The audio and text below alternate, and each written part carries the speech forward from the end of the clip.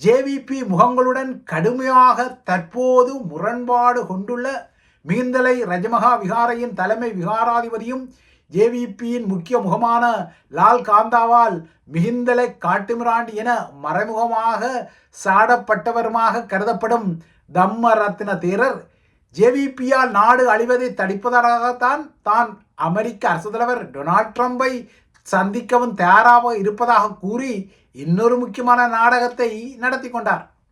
அத்துடன் தனக்கு தெரிந்த ஒரு மாணவரின் தொடர்புகள் மூலம் கடந்த சில மாதங்களுக்கு முன்னர் தான் ட்ரம்ப் குடும்பத்தை அணுகி கொண்டதால் தான் இலங்கை மீதான அமெரிக்க வரி குறைக்கப்பட்டதாகவும் அவர் அடித்துவிட்டார்.